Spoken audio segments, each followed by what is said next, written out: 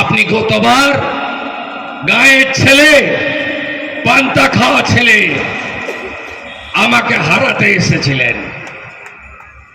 অনেক গল্প স্বপ্ন দেখিয়ে গেছেন, পা ভাঙেনি, ভালো পায়ে ব্যান্ডেজ জড়িয়ে নাটক করেছেন, বাংলাকে টুপি পরিয়েছেন, নন্দীগ্রামের লোক টুপি পরেনি। এবারে আমি ভবানীপুরে গেছি, মোদিজি পাঠিয়েছেন, আপনারা নন্দীগ্রামের দায়িত্বটা নেবেন। আমি ভবানীপুরের দায়িত্বটা নিলাম। হয়ে গেল তো চুক্তি, হয়ে গেল ভালোবাসার চুক্তি, আত্মীয়র সঙ্গে চুক্তি। আপনারা বুঝেছিলেন 21-এ, আজ বাংলা বুঝেছে। আমি আপনাদের দুটো কথা বলে যাব। এক, এবারে বিজেপি সরকার হবে। আমি আপনাদের আমার কথা রেকর্ড করে রাখুন, রেকর্ড করে রাখুন। খুব ভালো দিন আসছে, নন্দীগ্রামের বেকার যুবকদের স্বপ্ন পূরণ হবে।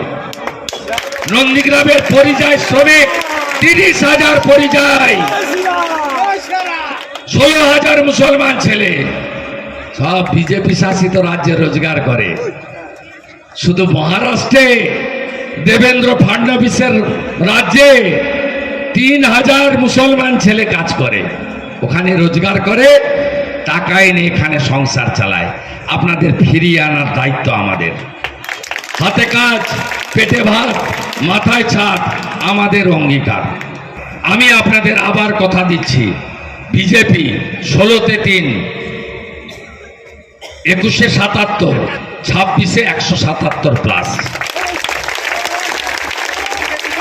নন্দীগ্রামটা আপনারা দেখে নেবেন, তাই তো? দায়িত্ব নেবেন, তাই তো? মাঝে মাঝে দেখা হবে, মাঝে মাঝে দেখা হবে।